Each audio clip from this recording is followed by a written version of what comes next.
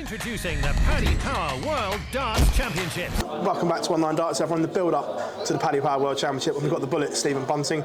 First of all, talk about here. What a venue this is here in Aberdeen, mate. Yeah, no, I've not been here for probably 8-9 years now, and we was in a little dingy room last time to be in the ballroom, to be honest. And it looks like a good crowd. It's going to be a really good night. Really looking forward to it. Look, for you guys, how important are these exhibitions in the build-up to the World Championship? Because this is practice that you can't buy. Yeah, no, I mean, we talked about it the other day in Cheltenham, and it's so important for me, obviously, with a newborn baby, to get out the house and play against the best in the world. I'm going to be able to pit my game up against them all as well, and obviously we want to get here. There'll be a bit of fun and stuff, but for me it's more serious. I want to show everyone what I can do and do it against the best players and take that bit more of extra confidence into the world. First off, how is little one? Because last time we spoke, that you had mum and baby had just come home when we were in Wolverhampton. Everything settled down okay? Yeah, everything's settled down. He's settled into the house now. He's in his little routine between 3 and 4 hour feeds. So yeah, we're up through the night, but yeah, I wouldn't swap it for the world. It's an amazing to, obviously Toby's 12 now, going back all them years and changing nappies, and now to be doing it now. But Keela's been unbelievable, to be honest. Even when I'm coming away, she's had a mum down, or her dad's been there, or friends and family. So it's really important that we keep the family side separate from the darts, but whilst I'm at home and when I'm there, I'm doing all the feeds through the night and really helping out changing nappies as well. Well, we see Toby at the darts a lot now as well. Is he enjoying coming to support you as well? Yeah, no, he absolutely loves it. He's a massive part of one of the reasons why I'm doing well. Even when I'm at home, I get really bored practicing on my own, but Toby's really into it now. He's averaging between 55 and 65, nice. So he's playing all right, and yeah, we have a good practice at home as well, and he's a bit upset when I keep beating him, but that's how I learned when I was getting beat all the time when I was a kid. Life lessons at a young age, I like that, but like you say, that's the way I learned as well. It was like you went put up against people better than you to learn. Exactly, yeah, and the only way you can learn is playing people better than you. If you're winning all the time, then you don't really feel that, but obviously he's a bit temperamental, I will say. Yeah.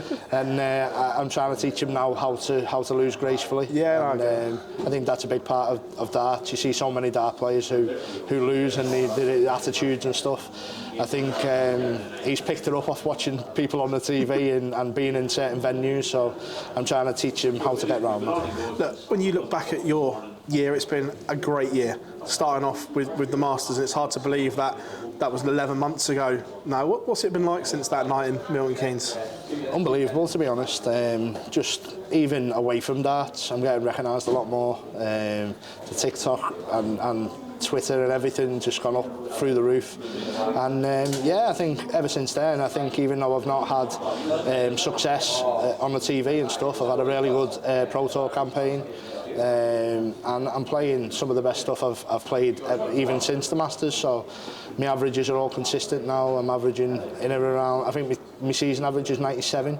So yeah, my game's in a really good place, and yeah, it's all off the back of obviously winning that major, and that helped me to push on for the rest of the season. You talk about the Pro Tours, and you've been phenomenal, seeded 2 at the end of the year, but when you're losing those finals, are you just thinking, just give me a break here? Because you seem to run in to performance after performance after performance in those finals. Yeah, there was that. I mean, the game against Barney, I was absolutely awful in my first final. For whatever reason, but I think the last, obviously 4 or 5, whatever it was, I felt like there was a good standard in him. I felt like I played well. I felt like I had chances to win him as well. So, and then the runs that I had, the players I beat on the way to get to the final, was really pleasing for me, showing that I can pit my game up against the best in the world. And yeah, I was really happy. Obviously, to finish second on the rankings as well was an achievement, best I've ever done, and it's definitely something to build on for the years to come. You speak about going up against the best in the world. It's that time of year where everyone's talking about the Premier League, and right now your name is in a lot of people's conversations. Do you feel right now you've done enough to be part of that 8 next year? I honestly don't know. I don't want to go into the Worlds counting on my laurels, and obviously, as well as I'm playing and what I've done, that means nothing. The Wales is huge for me. I want to go in there, have some great performances and make sure that I am in the Premier League. But I won't be going into the Wales thinking I need to do this to qualify for the Premier League, because I'll put too much pressure on myself. I just need to go in there with a free mind, free game, play the way I'm playing, and the preparation's key. And obviously I've got Luke Humphries to practice with over the next few weeks. And I'm really looking forward to getting to the Ali Pali and being in tip-top shape.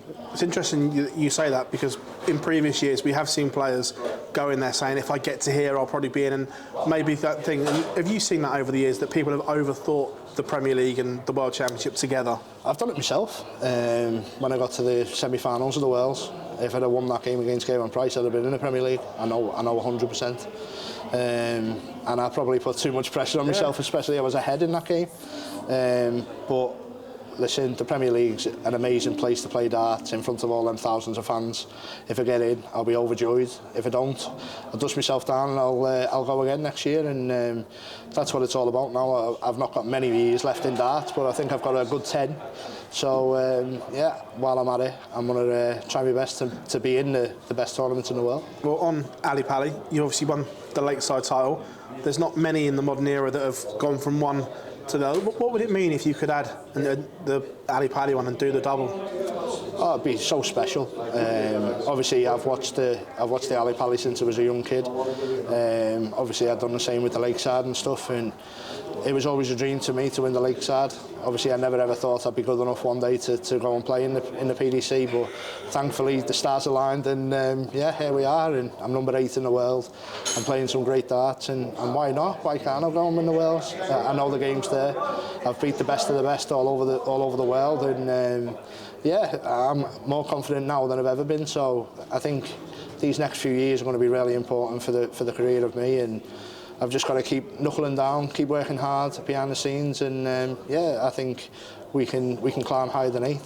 All eyes are on Luke and Luke, and rightfully so. But for you and the rest of the guys, is that quite nice? Because while everyone's looking at 2 players, you can just go under the radar and do your thing.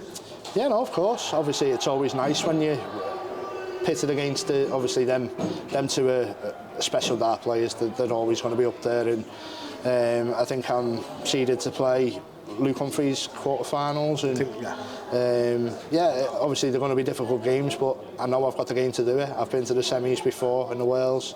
I've won the Masters this year.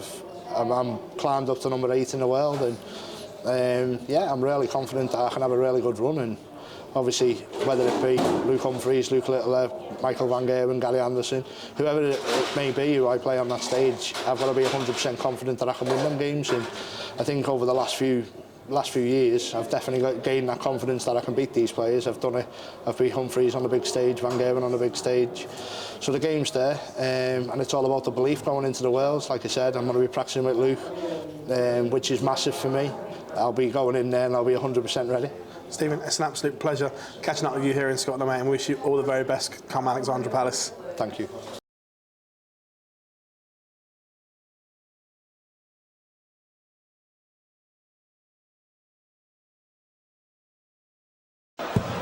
One.